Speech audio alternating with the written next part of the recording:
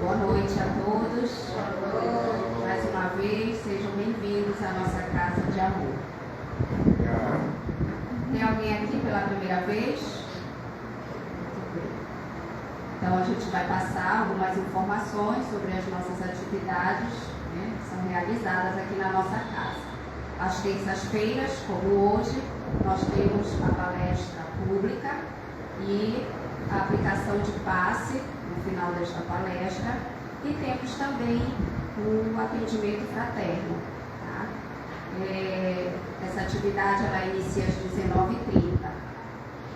Nós temos também na quinta-feira, que também é aberto ao público, nosso estudo do Evangelho segundo o Espiritismo, também iniciando às 19h30, e no final do estudo também a aplicação de passe. Aos sábados nós realizamos a atividade de evangelização infantil e juvenil. Pela parte da manhã, infantil, com crianças a partir de 6 anos até 12. E à tarde, que é os jovens, a partir de 13 anos. Tá? De manhã, de 9 às 10, as nossas crianças, e no período da tarde com os jovens, começa às 17 horas.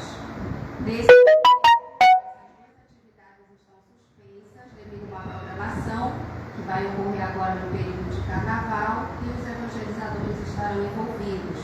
Então, é muito provável que essas atividades retornem depois dessa programação, tá? Ou para final de fevereiro ou logo início de março. Mas a gente vai estar avisando, tá bom? Então, a gente vai agora ler a nossa mensagem para harmonizar ainda mais o nosso ambiente.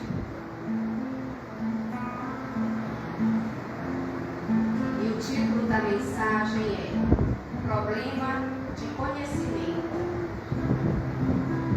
Qual é o homem que pode se gabar de possuir inteiramente, quando o círculo dos conhecimentos aumenta sem cessar e as ideias se retificam a cada dia?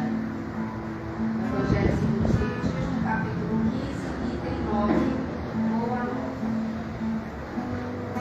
Durante muito tempo, acreditou-se que a Terra era o centro do universo.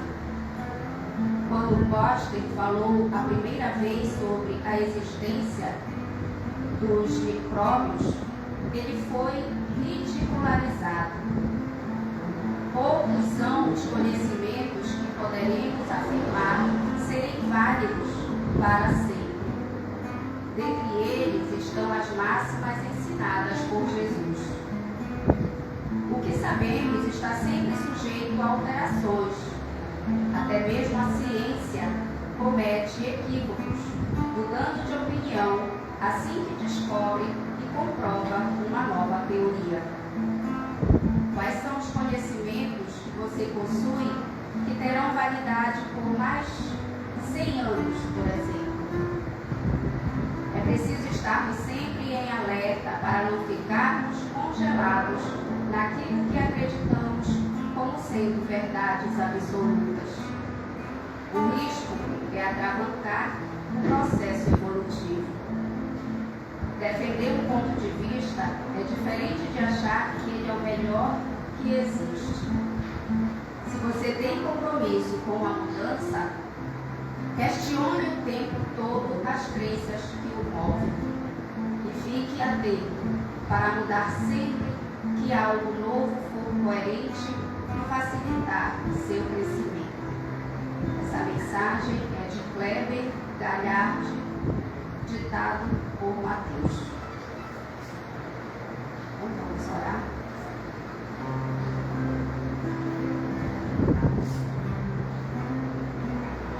Senhor da vida, elevamos os nossos pensamentos e sentimentos até Ti,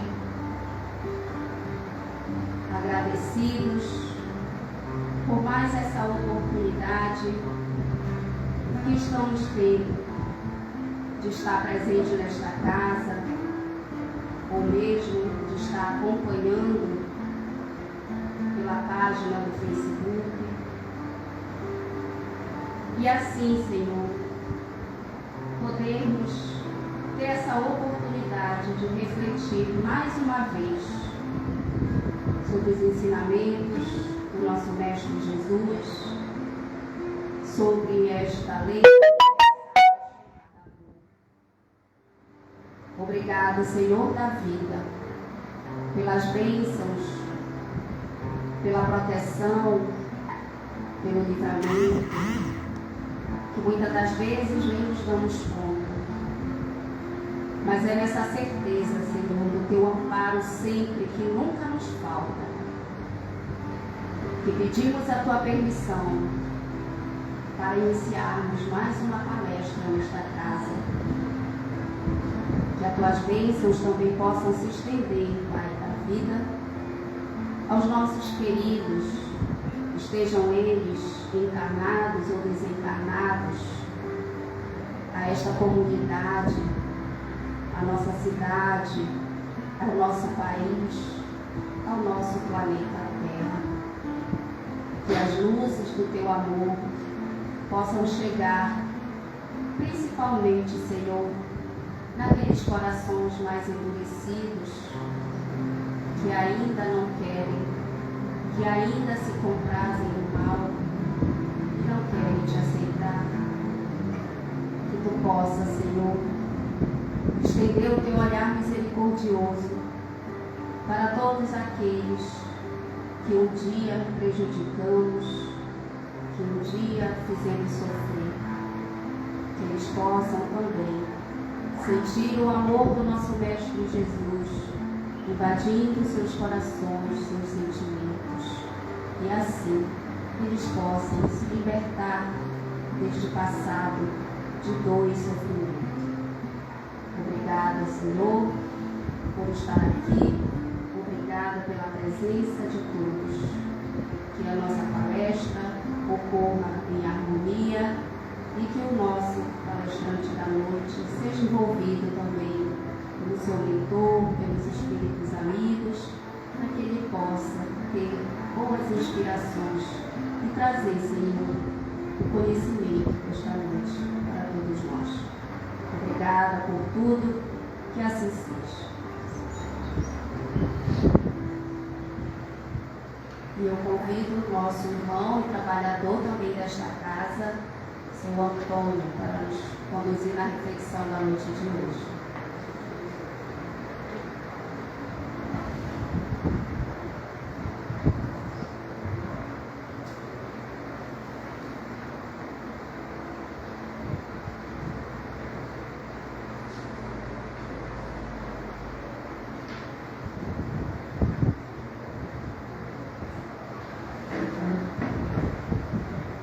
Senhoras e senhores,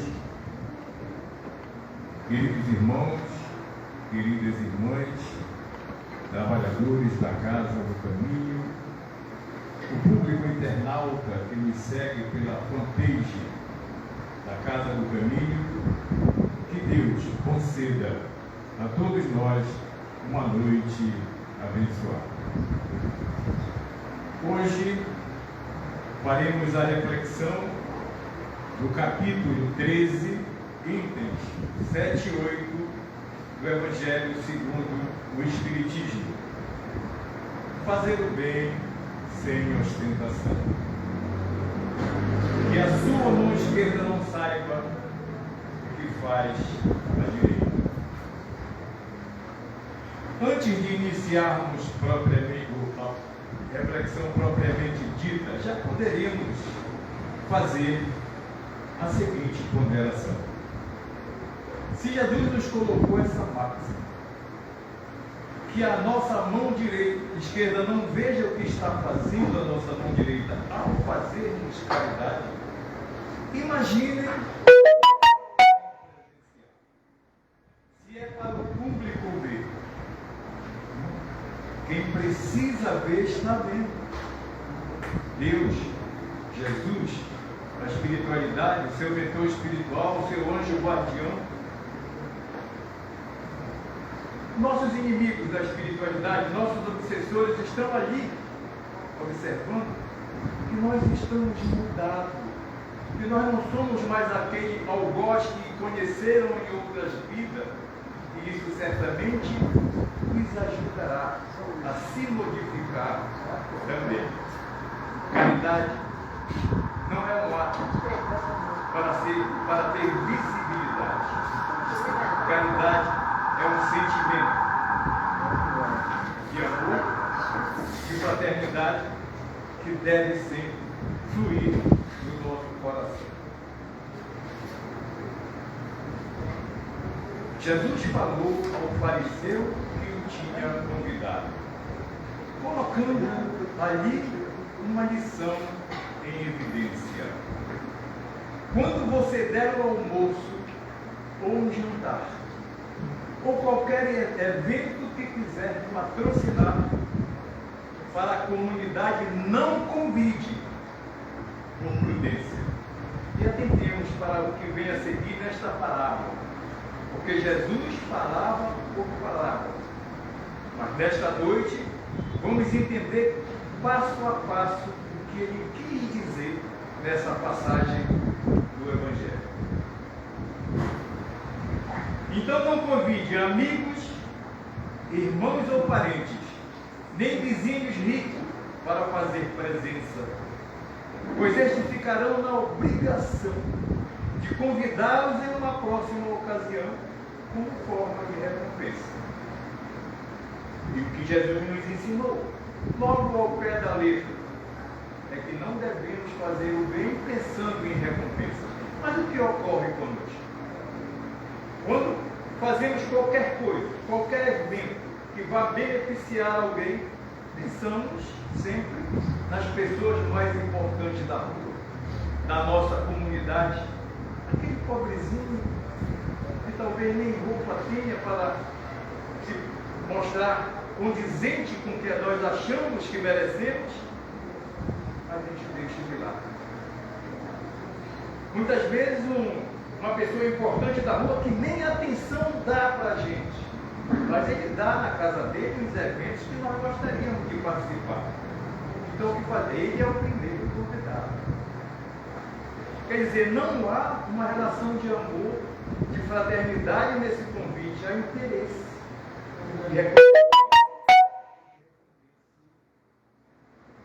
Então, eu vou convidá-lo por algum interesse. É igual quando vamos batizar um filho na igreja com a irmã. A gente quer escolher uma pessoa que possa dar presente, que possa fazer, enfim. E nunca um pobrezinho que não vai poder dar nada. É assim que nós agimos. Então não há uma relação de amizade. E quando essas pessoas que podem retribuir fizerem um evento na casa deles, também não há relação de amizade em nos convidar. Há obrigação, porque nós o convidamos uma vez anterior. Então essa relação de amar o próximo como a você mesmo, que Jesus nos ensinou, não existe nessas relações desse tipo na nossa comunidade.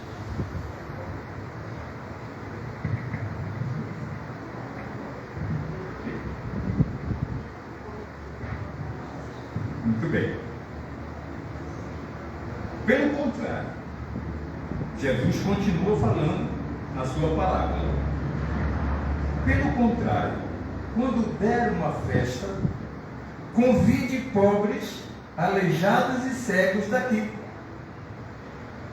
Então você será feliz, porque eles não poderão retribuir. E você receberá a recompensa na ressurreição dos justos, quando vir. Isso está em Lucas capítulo 14, versículo de 12 a 14. Então, vamos começar a entender que o sentido que Jesus deu é porque ele dava o exemplo que tinha ao redor, mas não era exatamente isso que nem nós vamos ver o que ele queria dizer.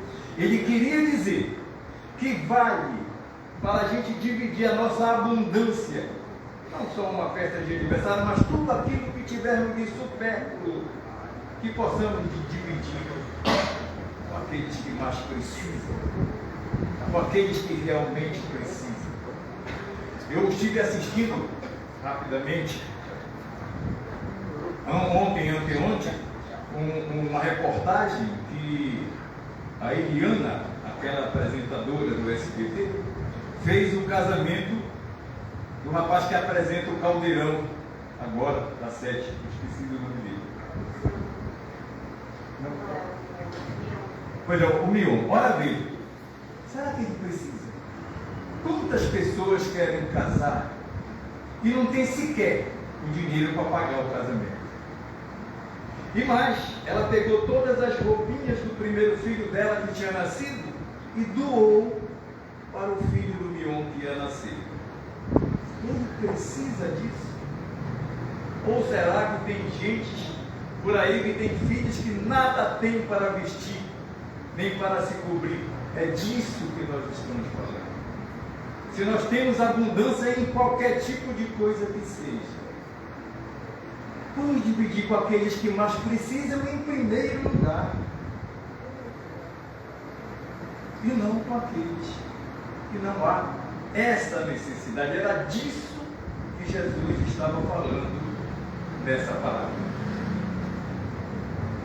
Existem 2 preceitos nas máximas de Jesus que encerram todas as religiões e toda a moral.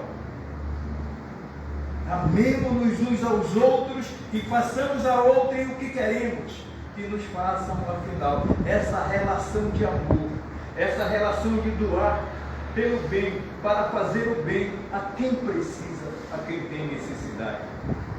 É como eu disse no início, caridade não é o ato, é o sentimento, é a vontade de ajudar, é sentir a necessidade do outro e fazê-lo sem constrangê-lo perante a opinião pública.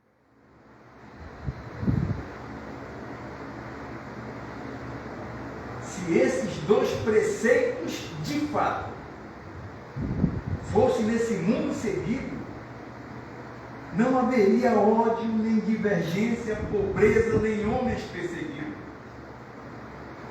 Porque muitos pobres se alimentariam somente dos supérfluos de cada rico. De tudo aquilo que nós temos e não precisamos. Os ricos têm 4, 5, 6 carros, só usa um. Vários guarda-roupas cheios de roupas que não usam. Enquanto tem gente que não tem nada para vestir. Só desse supérfluo, só do que estragamos na nossa casa, na noite de Natal, na noite de ano, que temos abundância na mesa, graças a Deus, e não nos lembramos de quem não tem um prato de comida nesse dia, para poder dividir com eles também. Mas certamente convidamos para a ceia os nossos parentes mais importantes, os nossos vizinhos mais importantes, certamente. Na linguagem quase sempre figurada, que Jesus usava a todo momento para falar aos homens que o rodeavam naquele tempo, incapazes de compreender as sutilezas do seu pensamento. Mas Jesus estava falando há mais de 2000 anos atrás, para homens totalmente sem nenhum conhecimento, violentos. Então ele não podia esclarecer da forma que hoje nós podemos ser esclarecidos. E por isso ele falava por parábolas, para conforme o homem fosse crescendo, moral e intelectualmente, com as mesmas palavras que ele deixou no Evangelho, pudesse ir entendendo o verdadeiro sentido do que ele queria dizer. O verdadeiro significado dessa advertência é que não se deve fazer o bem contando com retribuição do beneficiado, mas, porém, fazer o bem pelo único prazer de beneficiar alguém. É esse o sentido que o mestre quis dar quando ele fez essa palavra. E com o termo festa, mais do que um evento festivo também, Jesus se referia à participação dos menos afortunados, dos que nada têm, em qualquer tipo de abundância daqueles que possuem muitos bens.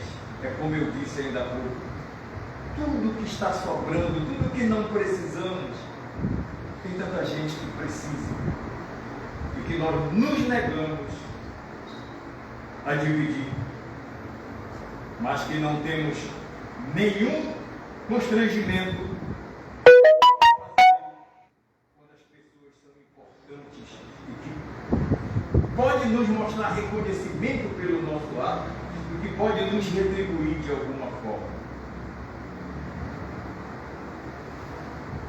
Nesse caso, é possível entender as palavras do Mestre e suas diretrizes, sem necessariamente convidar somente cegos ou estropiados, como ele disse, mas praticar a caridade também convidando para a mesa seus parentes e seus amigos menos felizes.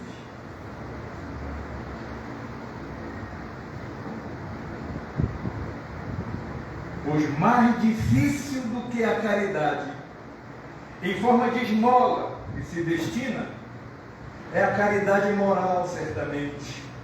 Porque nada custa materialmente, mas exige do doador renúncia e disciplina, e aí está a nossa fraqueza. É muito difícil para mim, uma pessoa que tem conhecimento, que intelectualmente está num nível superior, tem bens financeiros, parar para dar atenção para o mendigo, para pegar na mão de um mendigo, para dizer uma palavra de conforto. Precisa ter sim renúncia ao seu orgulho, à sua vaidade e disciplina aos ensinamentos do nosso Mestre Jesus. A caridade moral, para além da esmola, consiste em nos suportarmos uns nos outros, na verdade, e nos calarmos para deixar falar um mais tolo, um mais humilde na realidade. Ser surdo quando uma palavra de zombaria escapar de uma boca sem seriedade. Geralmente, ainda acontece isso nos grupos religiosos, na nossa comunidade, em todos os campos. Geralmente, quando notamos que a pessoa é humilde, aparentemente não tem nenhum saber, não prestamos atenção no que ela diz. E muitas vezes nem deixamos falar, passamos a palavra para outra pessoa, porque o nosso orgulho, a nossa vaidade nos diz que sabemos mais, nada temos a aprender com aquela pessoa. E quando chega ao nosso ouvido uma fofoca, ela deve entrar pelo ouvido e morrer, jamais sair pela boca. Isso é caridade moral com aquele que está sendo denegrido por aquela fofoca, que pode destruir o seu lar, que pode destruir o seu casamento, que pode lançá-lo numa depressão, que pode lhe fazer muito mal. Isso é caridade. E caridade moral não custa nada financeiramente, mas precisa ter renúncia e disciplina. São situações em que o mérito é ter humildade nesses momentos. É exercer a caridade moral que não anota erros alheios nem comprometimentos. Nem se ofende quando os benefícios são pagos com ingratidão ou esquecimento. Então, quem pratica a caridade moral, aquela que foi ensinada pelo Cristo, quando ele disse que ninguém é tão pobre que não tenha nada de si para doar, ela não nota a pessoa que está fazendo errado. Se ele dizer alguma coisa que o ajude construtivamente, o faça. Mas se não puder, não critique, fique calado. E quando nós nos ofendemos, nos melindramos porque fazemos um bem para alguém, e esse alguém nos paga com ingratidão, nós somos os errados, porque então nós fizemos o benefício pensando numa recompensa de reconhecimento ou de gratidão. Se não fizemos isso, vamos considerar que é um espírito doente, que precisa das minhas preces e não da minha crítica. Então, quando fazemos o bem pelo bem, não estamos esperando nada, o que vier, vamos entender perfeitamente, sem nos melindrar.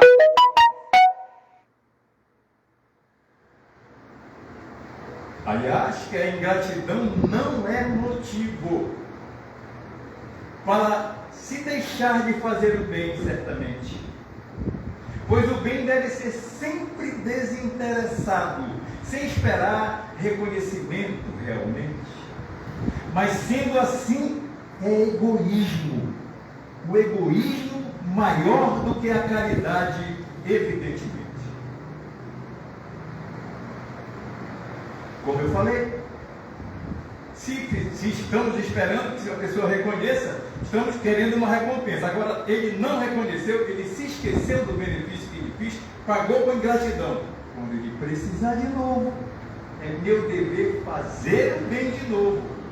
Porque eu não estou esperando recompensa por isso, eu estou fazendo o que o meu coração diz que eu preciso fazer, segundo os preceitos que nos foi ensinado pelo Mestre Jesus. Fazer o bem sem olhar a quem. Interessa de que forma ele está reagindo. Eu sou cristão, eu sou seguidor do Cristo. Eu tenho fé no Mestre, então eu tenho que tentar, por todos os meios possíveis e impossíveis, seguir os seus ensinamentos.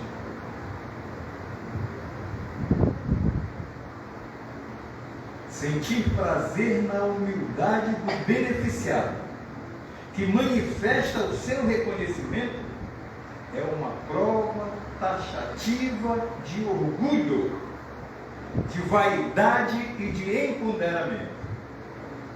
Quem procura na terra a recompensa do bem, não receberá no céu em nenhum momento. Ora, se eu faço bem porque eu quero que todo mundo veja que eu sou bondoso, generoso, e a pessoa me agradece, ele é eternamente grato, eu já recebi a minha recompensa, era isso que eu queria. Então eu posso fazer 1000 desse tipo quando eu desencarnar. Do outro lado, não vale nada como virtude, como caridade, porque a recompensa que eu poderia receber do outro lado, quando se recebe uma ingratidão, por exemplo, do outro lado, seremos duplamente recompensados se agirmos da forma que o Cristo nos ensinou. Se, ao contrário, queremos uma recompensa de ser reconhecido pelo público, e isso acontece, nada mais nos é devido. Mas Deus levará em consideração e proverá o acolhimento. Aquele que perseverar no bem apesar de alguém lhe demonstrar ingratidão ou esquecimento. Como eu falei, não foi reconhecido aqui? Foi vítima de ingratidão aqui, de filho, de irmão, de parente, de amigo, de quem quer que seja. Entendeu? Você faz isso porque, pelo prazer de fazer o bem, pela fraternidade que você tem no coração, você será sim duplamente recompensado nos céus.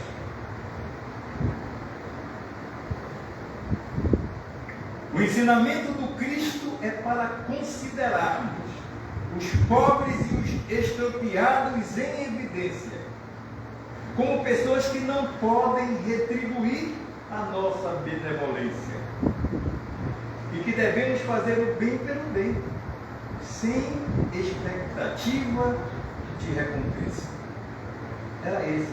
Quando o Cristo falou em cegos e estropiados, era um exemplo de pessoas, um exemplo extremo, de pessoas que os rodeavam, que tinha desse tipo. Jesus era seguido por todo tipo de doente.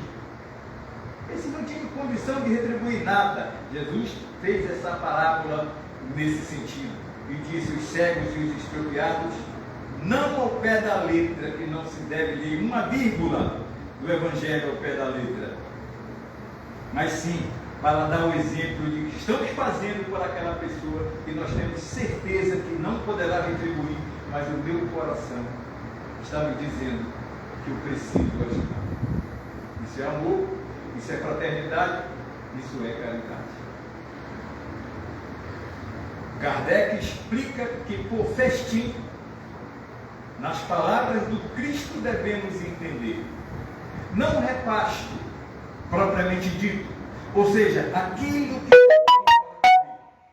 mas a participação em todo e qualquer tipo de abundância que temos a possibilidade de prover. Ele deu o exemplo de uma festa, de uma combinância de algo assim, mas querendo dizer, para que nós entendêssemos que é tudo aquilo que está sobrando, que nós não estamos utilizando, e tem tanta gente precisando. E que quando formos fazer qualquer evento que vá beneficiar alguém, nos lembremos primeiro daqueles que são menos felizes e que menos têm aqui nessa existência. E muita gente não entende porque, às vezes a pessoa não entende porquê, tanto o sofrimento, mas Deus sabe porquê. E no Evangelho a gente encontra Deus, numa palavra que eu nem gosto de usar, mas Deus castiga aqueles a quem ama. Porque diferente dos pais terrenos, a lei de Deus é para todo mundo. Preto, branco, rico, amarelo, pobre, de todos gente para cumprir a lei. Então, se atropelamos uma lei, vamos ter que responder por ela. É a lei de causa e efeito. É que a cada um será dado de acordo com a sua obra. Já os pobres e estropiados nos exorta a seguinte reflexão: até que ponto nós estamos dando a devida atenção aos poderosos, aos bem ajustados, em detrimento aos mais necessitados da nossa comunidade? Então, quantas vezes nos lembramos do mendigo na nossa rua, ou que está sentado lá no canto, ou de um lar pobrezinho que talvez não tenha o que comer quando aqui em casa, mas às vezes até por lixo no outro dia? Quantas vezes, quando nós vemos alguma coisa que não estamos usando, nos lembramos de alguém que não tem nada para usar daquele modelo? É bom que nós façamos essa reflexão. Dessa forma, parece-nos que a tônica desse ensinamento nestes termos é para renunciarmos o nosso comodismo, auxiliando os mais carentes primeiro, seguindo a máxima de Jesus que diz que os sãos não precisam de médicos, quem precisa são os enfermos. E agora no exemplo do Mion e da Eliane eu disse isso. E não precisava, mas tem gente que precisa.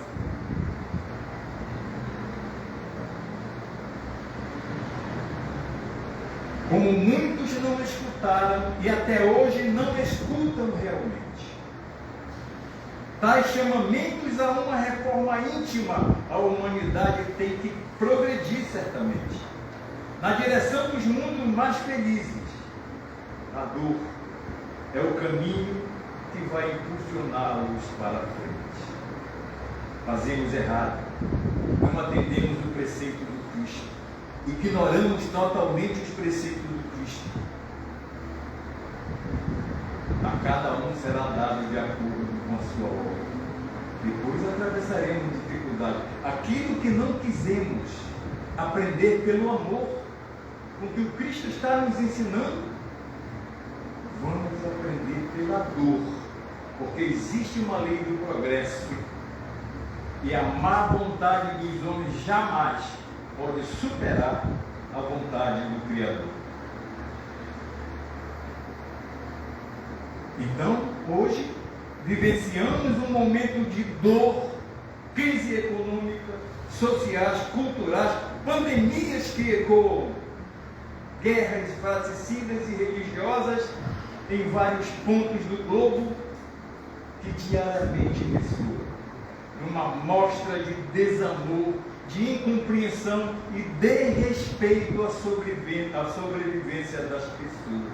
O mundo que nós hoje, muitas vezes criticamos pela violência, pela corrupção, pelo desamor, pelas maldades, é a consequência dos nossos pensamentos e atos. De cada um de nós é o reflexo do mundo em que vivemos.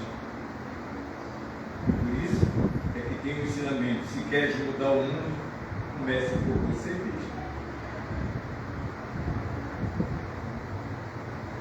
A causa principal do egoísmo e o orgulho, as duas maiores chagas da humanidade, plasmada em cada indivíduo, comprometendo a evolução da terrena humanidade. Se existe gente, um demônio, esse demônio está dentro de cada um de nós em forma de orgulho. É isso o causador de todas as dificuldades, de todos os sofrimentos da humanidade.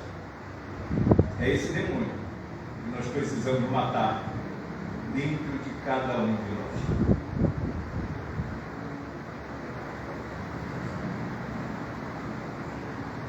E como as forças diretoras do universo não pode esperar indefinidamente pela boa vontade das criaturas humanas, transforma-os pela dor realmente, fazendo com que busquem o alívio nas mensagens do Cristo, nas mais variadas religiões do continente.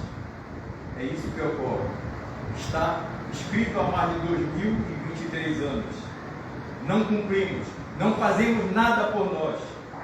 E quando vem as consequências, quando vem a resposta da lei de causa e efeito, quando vem a resposta de a cada um será dado de acordo com a sua obra, aí nós corremos atrás de religiões, nós corremos atrás de pastores, nós corremos atrás de padres, nós corremos atrás de evangelizadores espíritas, para que eles façam o que nós nunca quisemos fazer por nós mesmos.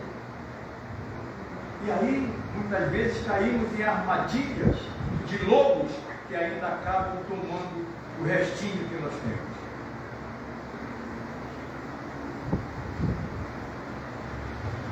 Existe ainda o problema das equivocadas ou mal interpretadas doutrinas, que pelos seus condutores têm levado seus seguidores ao fim da linha, os fazendo cair em desencanto, o que é mais terrível ainda.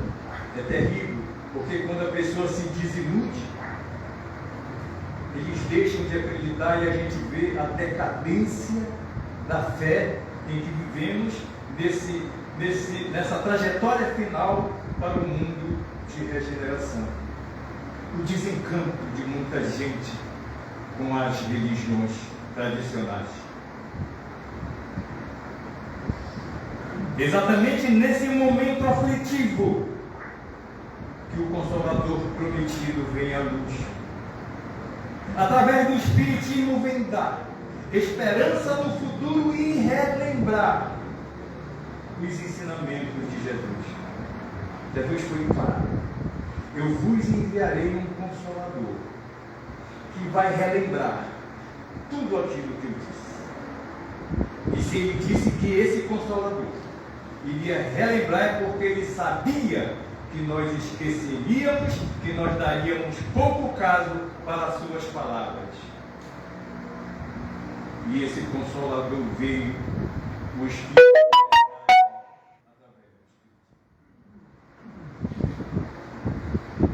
Procuremos estar atentos ao grave momento da atualidade, permanecendo forte em nossa convicção, pautada na fé com racionalidade, que o Espiritismo nos oferece para prosseguirmos nessa terrena viagem. A prática do bem, segundo a doutrina espírita, transcende as aparências, na verdade. Quando ajudamos o nosso próximo com amor e não com visibilidade, que deve guiar as nossas ações. Mas sim, não é a visibilidade que deve guiar as nossas ações, mas sim a compaixão e a humildade. O Espiritismo nos ensina que a caridade é um ato supremo, com discrição, longe dos holofotes do ego, pois o compromisso que nós temos é com a transformação interior, sem necessidade de nenhum reconhecimento terreno.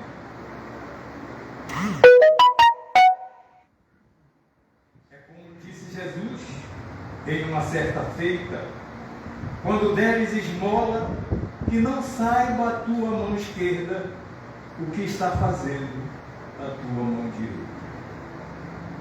Já falamos sobre isso e já ficou muito bem claro que esmola, que caridade não é um ato, é um sentimento. Nesse sentido, a humildade é a bússola que nos orienta, na verdade, na jornada do bem, afastando-nos da vaidade e aproximando-nos da verdadeira caridade.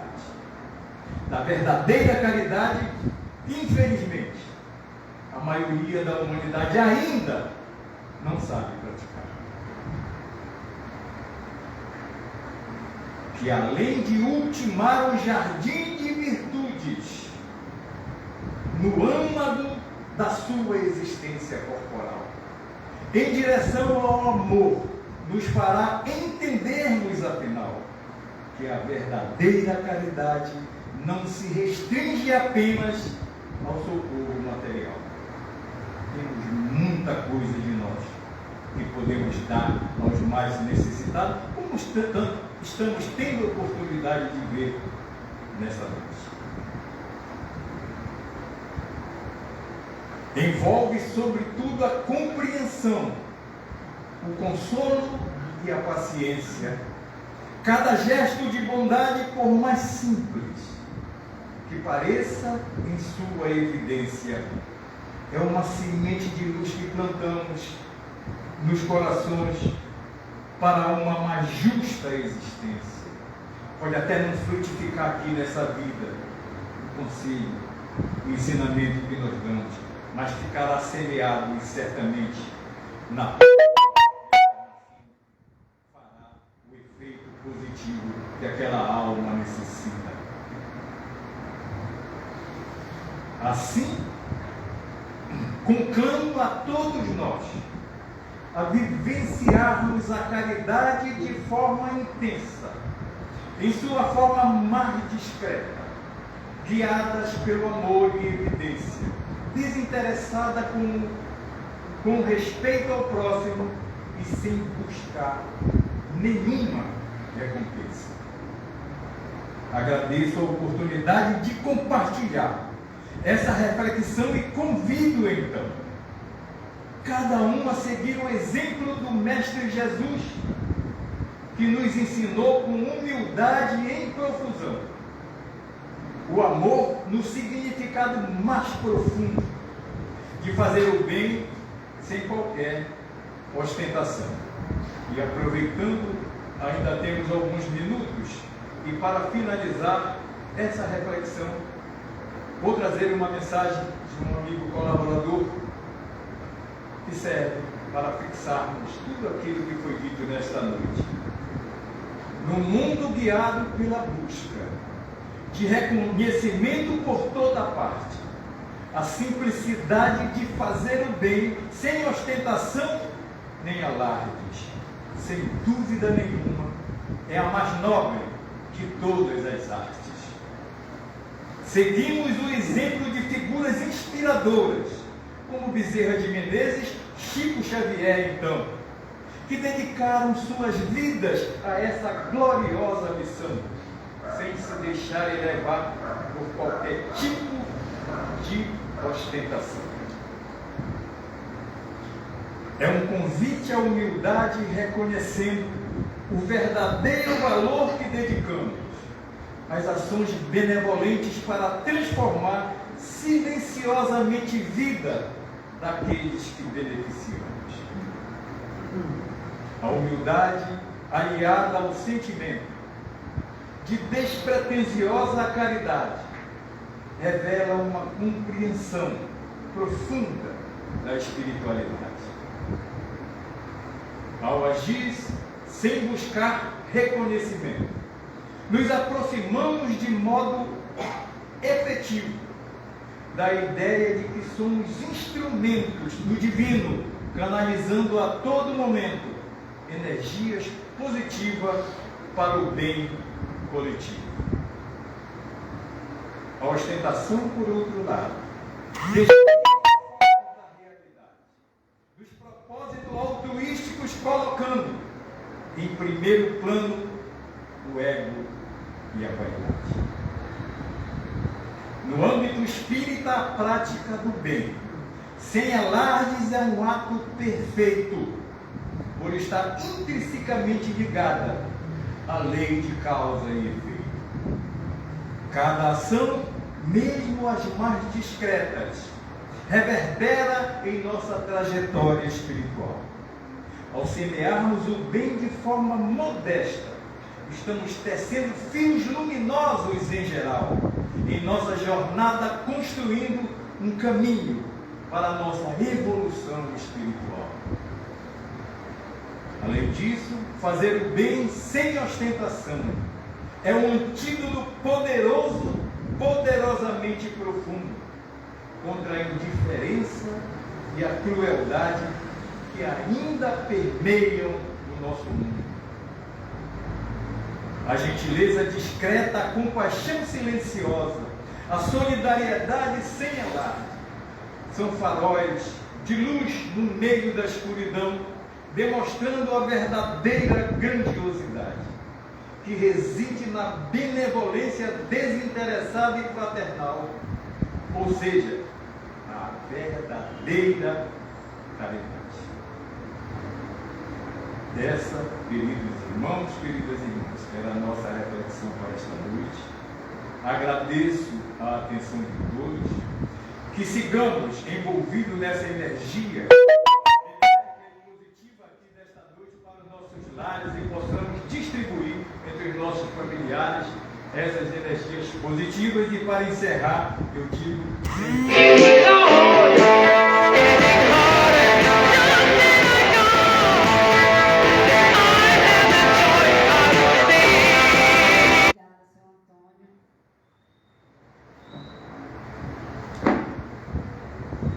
Bom, a gente vai agora passar para o nosso segundo momento, que é a aplicação de passe.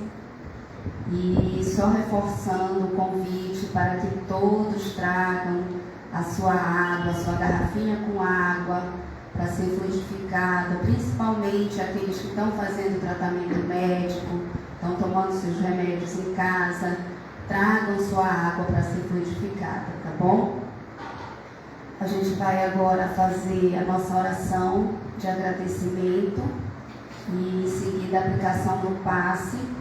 E eu peço carinhosamente a todos que possam desligar seus celulares ou então tirar o volume, para que quando entrarem na cabine de passe, possam estar realmente ligados ali naquela atividade, naquele ato. As tuas bênçãos sobre todos nós, que possamos sair daqui mais fortalecidos, impulsionados pelo teu amor, para que possamos, Mestre, te buscar sempre, lembrando e praticando os teus ensinamentos, e assim podermos retornar para os nossos lares em paz, em equilíbrio, nos sentindo melhores de que quando aqui adentramos. Que essas bênçãos se estendam a todos aqueles que estão nos aguardando nos nossos lares. E que possamos, mestre amigo, estarmos receptíveis a essa troca de energia, a essa transfusão que ocorre no momento do passe. Muito obrigada por tudo. Fica conosco, mestre amigo, e que possamos estar sempre contigo. Que assim seja.